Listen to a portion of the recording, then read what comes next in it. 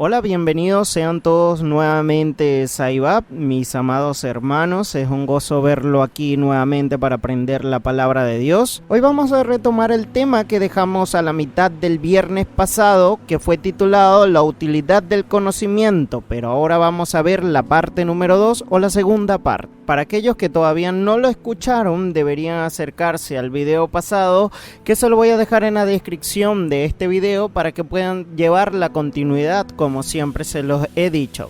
En la clase pasada estuvimos estudiando sobre la utilidad que tenía enseñar la Biblia tal y como es, sin añadirle, sin quitarle, así mismo como Jesús la enseñó alguna vez. Pero hoy vamos a continuar hablando sobre Apolos para saber qué fue lo que ocurrió cuando Priscila y Aquila le enseñaron la doctrina del bautismo en el Espíritu Santo y complementaron el conocimiento que ya tenía Apolos en las Escrituras. Las enseñanzas de Priscila y Aquila tuvo una consecuencia y eso es lo que vamos a tratar el tema de hoy día. Leamos donde nos quedamos antiguamente y eso está en Hechos 18 versículo 24 al 26. Dice así: llegó entonces a Éfeso un judío llamado Apolos, natural de Alejandría, varón elocuente, poderoso en las escrituras. Versículo 25: este había sido instruido en el camino del Señor y siendo de espíritu fervoroso hablaba y enseñaba diligentemente lo concerniente al Señor, aunque solamente conocía el bautismo de Juan. Versículo 26: y comenzó a hablar con denuedo en la sinagoga, pero cuando le oyeron Priscila y Aquila le tomaron aparte y les pusieron más exactamente el camino de Dios. Así que Apolos, a pesar de ser un predicador bastante elocuente y carismático, con capacidad de convencer a otras personas sobre lo que estaba hablando, él tenía el detalle de que no conocía una doctrina balanceada en referencia al bautismo de los dos que hay, que es el bautismo en agua y el bautismo en el Espíritu Santo. Entonces Apolos, por no enseñar esa doctrina balanceada, estaba cometiendo un error. Cuando se enseña una doctrina desbalanceada, se comienza a cometer abusos y excesos doctrinales, lo cual hace que nos desviemos del correcto y sano evangelio. Hacen prácticas que no son bíblicas y pierden esa seguridad junto a la libertad que nos da Jesús al conocerlo correctamente. Y es triste ver a la iglesia llena de todos estos abusos doctrinales. Abusos en el hablar de lenguas, abusos sobre la santidad, abusos sobre la condenación, abusos sobre la salvación, abusos sobre la creencia del Espíritu Santo y sus manifestaciones, un mal entendimiento de lo que es ser llenos del Espíritu y ser bautizados por el Espíritu, abusos sobre la autoridad pastoral, abusos sobre la sangre de Cristo, y puede parar usted de contar todos estos ejemplos y puedo darle muchísimos más, pero ya más o menos entiendo una idea a lo que me refiero. Todas estas cosas comienzan a ocurrir cuando solamente se enseña una parte de la Biblia y se está olvidando la otra parte de la Biblia, porque no hay un balance, no hay una unificación de doctrinas completas, no hay una unidad en las enseñanzas, no hay una coherencia bíblica en lo que se está enseñando. Hay mucho énfasis en ciertas doctrinas y se olvidan otras. Todo esto trae como consecuencia todos esos abusos que ya le nombré anteriormente. Actualmente usted puede notar que hay iglesias que toda su enseñanza es basada en el infierno y evitan el pecado por más miedo que por obediencia y por amor a Dios. Ellos se basan sus doctrinas en que todo es que te vas al infierno y su santidad o la búsqueda de Dios no es por amor, sino es por miedo de la condenación eterna. Y eso es cometer un abuso, porque la palabra dice que tenemos que ser obedientes, es por amor a Dios, porque nos cambió de naturaleza, no por miedo de la condenación, porque una persona que ama a Dios, cree en Dios, se fija en Dios como su fuerte, no va a ser condenada. ¿Por qué? Porque su amor y toda su lucha es agradar a Dios. Este tipo de doctrinas infiernocéntricas, no sé cómo decirle, son esas que hacen que un cristiano no sea libre, no sea una persona llena del Espíritu Santo con la capacidad de amar la voluntad de Dios. Hay otras iglesias que abusan sobre la prosperidad, sus énfasis y la enseñanza está inclinada de manera desbalanceada a lo que Dios te puede dar, como te puede bendecir, sea materialmente, sea con tu salud, sea con tu trabajo y todo lo referente a lo que es próspero. Entonces Jesús deja de convertirse en un salvador para ser un proveedor. Y eso es un golpe directo al evangelio sano y puro, porque Jesús mismo dijo: buscad primeramente las cosas de Dios y su reino, y lo demás, que es la prosperidad, vendrá por añadidura. Entonces Dios ya no pasa a ser el Padre Celestial, sino pasa a ser a un Señor multimillonario que está dispuesto a hacerte rico a ti. Hay otras iglesias que abusan sobre la guerra espiritual y comienzan a reprender demonios donde no los hay, y eso los lleva lejos de reconocer su pecado, porque atribuyen sus fallas y su pecado, sus concupiscencias, a seres que no existen dentro de ellos ni fuera de ellos. Es su misma carne atándolos al pecado, y ellos, como piensa que es un espíritu que está dentro de ellos, no logran reconocerlo delante de Dios su pecado, y eso hace que fallen una y otra vez. Y es cierto, la guerra espiritual existe, pero no de esa manera que algunos le dan énfasis, porque no conocen la Biblia y se desbalancean de la doctrina sana. No voy a dar más ejemplo de lo que es un desbalancear una doctrina, porque yo sé que hay unos que se ofenden y después no avanzo y me quedo aquí explicándole todo el rato de todos esos abusos doctrinales que hay. Quiero dejar claro, yo no estoy diciendo que el infierno no existe, el infierno es muy real, pero yo predico a un Jesús como Salvador, que servirle y obedecerle debe ser por amor y no por miedo. Y quiero también dejar claro que yo no estoy diciendo que Dios no pueda darte cosas materiales y hacerte alguien próspero en tus negocios o trabajo. Yo enseño que primero se debe buscar a Dios y su justicia, porque lo material es añadidura, eso te lo va dando Dios según su voluntad. Yo enseño que no todos pueden ser millonarios, porque hay unas ovejitas que son muy codiciosas y se olvidan de agradar a Dios, porque si Dios te hace próspero en lo material es para servirle, que vistas al desnudo, que alimentes al hambriento, que cobijes al que tiene frío, y eso es lo que yo enseño, porque la Biblia sí lo enseña. Yo tampoco estoy diciendo que no existan demonios que atormentan y deben ser sacados fuera de cuerpos en el nombre de Jesús.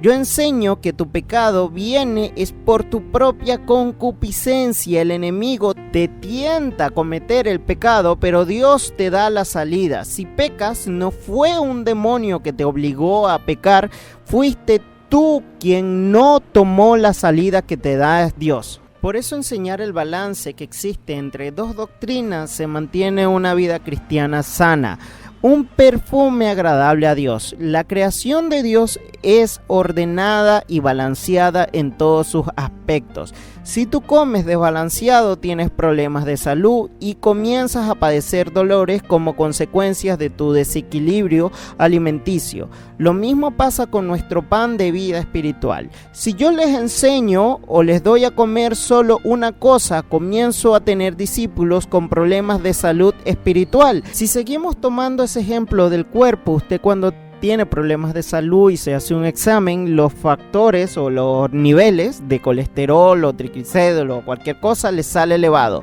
Lo mismo pasa en el ambiente espiritual. La Biblia le hace un examen a usted pasa por el escáner de la Biblia y se encuentra lo que tenía Apolos. Él tenía algún nivel sobre elevado que lo hacía estar desbalanceado espiritualmente. Tenía colesterol espiritual. No encontré otra manera de explicárselo.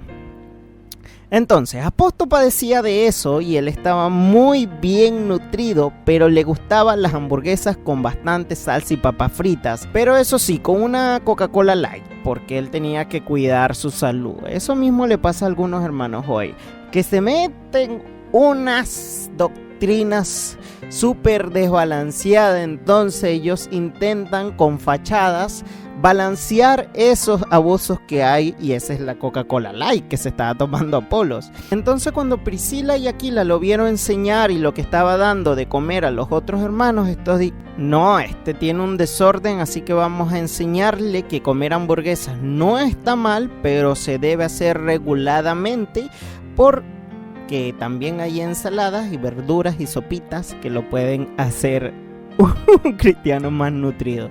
Ay, mis hermanos, yo me invento unos ejemplos para enseñarle, pero espero que Dios les haya ayudado a que les quede bien claro y Dios lo ayude a entender lo que les quise decir. Retomemos cuando Priscila y Aquila tomaron a Apolos aparte para enseñarle correctamente y el balance que existe entre la doctrina del bautismo de Juan y la doctrina del bautismo del Espíritu Santo.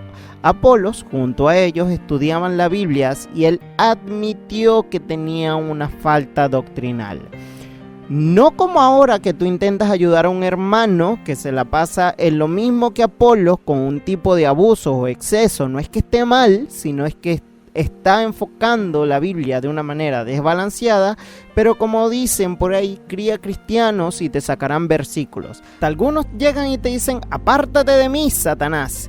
Y nada que ver, mis hermanos. Son personas que no disciernen entre el orgullo y defender la sana doctrina. Por pensar más allá de lo que está escrito, como yo les dije, el orgullo no los deja ver su error. Y lo peor, que hasta se toman la corrección de manera personal.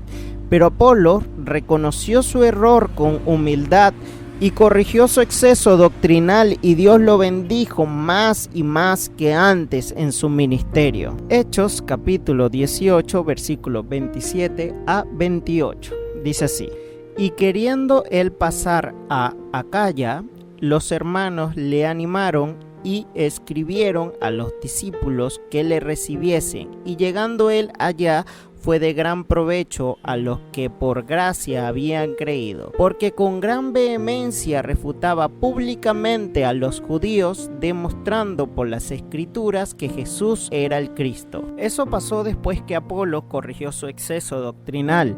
Predicaba con más pasión y fervor que antes, defendía la sana doctrina desbalanceada que tenía, y ahora predica algo balanceado y saludable, y la Biblia lo describe con vehemencia. Esa palabra del versículo 28, que es vehemencia, en el original es eutonos, significa correctamente, bien estirado, presionando hasta el límite, completamente extendido. Eso nos da a entender que después de la corrección de que se le hizo a la enseñanza de Apolos, dice la Biblia que Apolos enseñaba presionando hasta el límite sus conocimientos, de una manera extendida y con lujo de detalles. Predicaba sobre Jesús como Cristo Salvador delante de los judíos.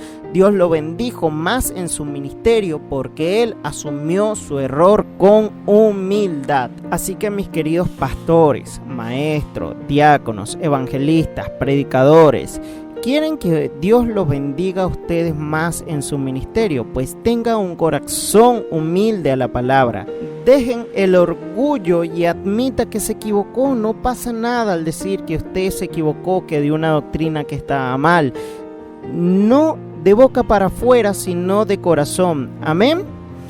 Yo afortunadamente en mi vida he tenido muchas Priscilas y Aquila que como estudiante me han corregido la palabra de Dios y me la han expuesto de manera más correcta. Y yo estoy muy agradecido con Dios por ponerme esas personas que de verdad están comprometidas en dar una doctrina no basada en pensamientos de hombres, sino enseñanzas que son 100% bíblicas, porque ellos me enseñaron el método de que la Biblia se tenía que interpretar a sí misma, porque no se puede contradecir la Biblia, ni ella misma se puede contradecir, porque si está inspirada por el Espíritu Santo no puede tener ningún tipo de confusión ni de contradicción, porque el Espíritu Santo no se puede contradecir, ni es un espíritu de confusión, es un espíritu de balance, orden y amor. Vamos a continuar la enseñanza con el próximo versículo, que lo vamos a encontrar en 2 de Timoteo capítulo 3 versículo 16, y dice así: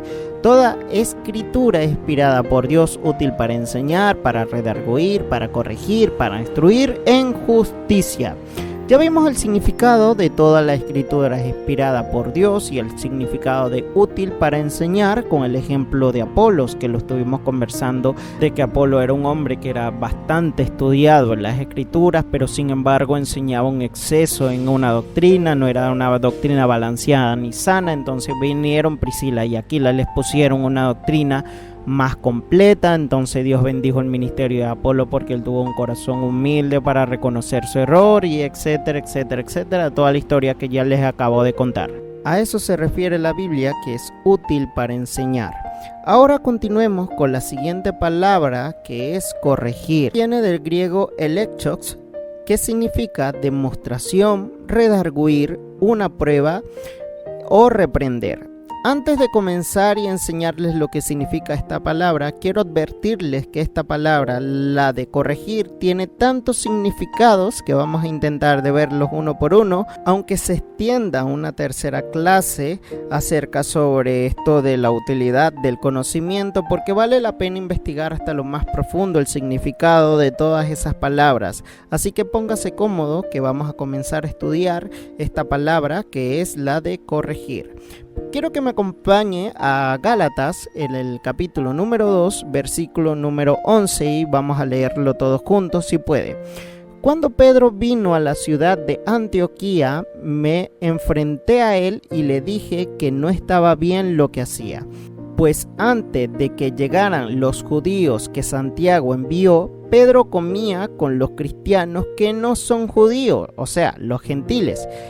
Pero en cuanto llegaron los judíos, dejó de hacerlo porque les tenía miedo. Pedro y los judíos disimularon muy bien sus verdaderos sentimientos y hasta el mismo Bernabé les creyó.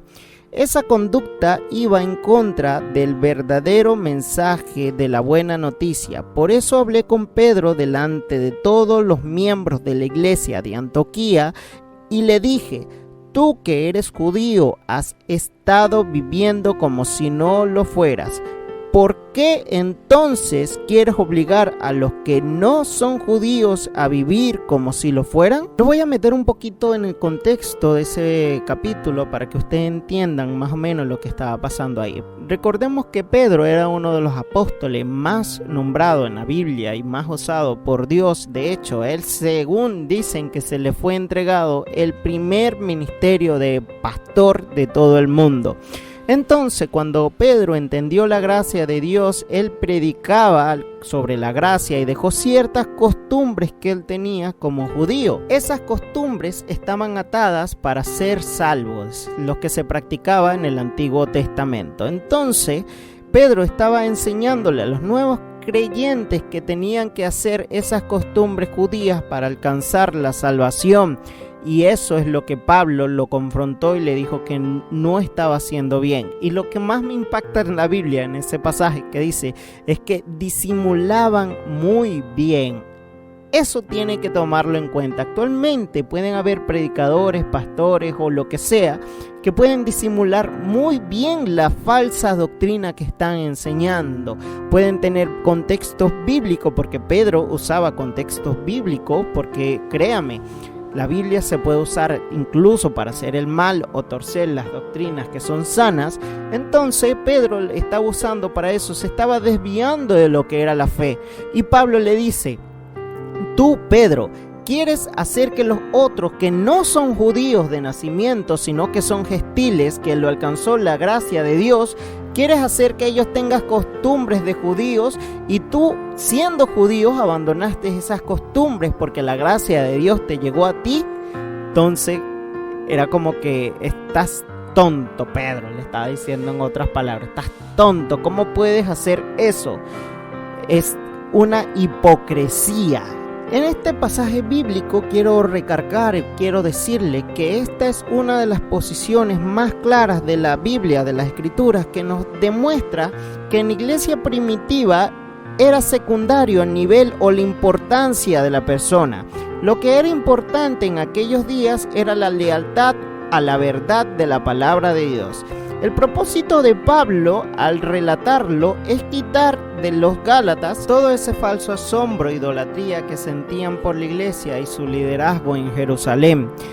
Pedro era por muchos años más anciano en la fe que Pablo, y su experiencia en el cristianismo era desde el principio junto mano a mano con Jesús.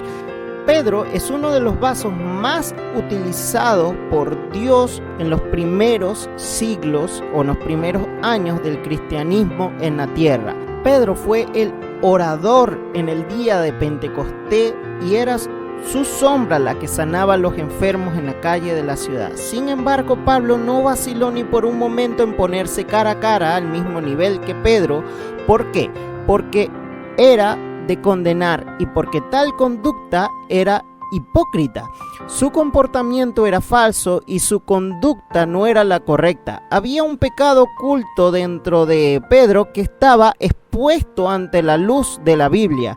No cabía duda alguna que Pablo, al usar las escrituras para analizar el comportamiento y la doctrina de Pedro, él halló falta. Y Pablo sabía que encima de la Biblia no hay nadie. Nadie puede estar encima de la autoridad de la Biblia. En cambio, no hay ninguna anotación en la Biblia que indica que Pablo actuara fuera del orden de Dios una vez que comenzó su camino. Si a los Gálatas o a nosotros nos parece que Pablo actuó inapropiadamente, es porque no entendemos la ética bíblica. Encima de la Biblia no hay nadie. Tú tienes que pasar las doctrinas y el comportamiento cristiano bajo la lupa de la Biblia. Pedro estaba cometiendo una falta. Pablo tenía la responsabilidad de corregir a Pedro. Luego en Gálatas 2, el versículo 15 al 20, es una cátedra de doctrina sobre cómo somos salvos por fe. No se las puedo explicar porque me saldría del tema y quiero hacer esta clase un poco más corta que las demás. Entonces, aquí Pablo en esta epístola del versículo 11 al 14 usó la palabra que estamos estudiando, que es electos, para corregir la conducta de Pedro y su doctrina. Y del versículo 15 al versículo 20 también usó electos para demostrar que él tenía la razón al corregir a Pedro, pero no con sus propias ideas, sino con la palabra de Dios. Quiero que a ustedes les quede claro que Pablo no tenía nada personal en contra de Pedro. Pablo atacó fue la doctrina que enseñaba Pedro y la conducta que tenía a raíz de haber tomado una doctrina que no era la apropiada. Este es un principio que debemos tomar todos aquellos que defendemos la sana doctrina, que no atacamos a la persona, sino a la doctrina que enseña esa persona. Yo normalmente, cuando no estoy de acuerdo con un predicador o un tema, sea cual sea, no tengo nada contra la persona que lo está exponiendo, sino tengo una lucha es con lo expuesto por esa persona, porque yo soy un defensor de la sana doctrina que está expuesta en la Biblia. Porque es muy distinto hacer calumnias o llamar a esa persona que está predicando de cualquier otra pecado, no sé, sea fornicario, adúltero, mentiroso, lo que sea que yo intente hacerlo en contra de él, eso sí está mal. Pero si yo ataco la doctrina que está enseñando a él y sigo respetando a esa persona y viéndola con ojos de misericordia, de perdón y amor, no estoy actuando mal. Eso es una manera de juzgar de manera correcta. Espero que les haya quedado bastante claro. Se ataca es a la doctrina enseñada por la persona, no a la persona como tal. Porque siempre hay un hermanito que es de muy buena intención y un corazón muy bonito que vienen y a mí mismo me han dicho que tengo que tener cuidado cuando hables de X persona o de cualquier predicador, no, porque la Biblia dice no toquéis al ungido de Jehová. ¿Sabes lo que significa esa palabra? Toquéis es agredir físicamente, no dice nada que yo no pueda juzgar la doctrina que está dando. Si no, me saca un versículo que es súper famoso con eso que dice: no juzguéis o serás juzgado. Entonces estos hermanitos empiezan a sacar versículos fuera de contexto que no tienen nada que ver con el contexto de defender el sano evangelio, defender el evangelio de Dios. Y ya se lo expliqué cómo tenía que hacer.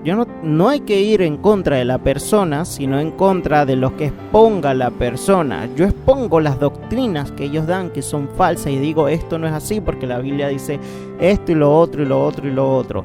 No digo nada con referente a esa persona para que la gente lo vea mal a él, sino que la gente no crea la doctrina que está dando él.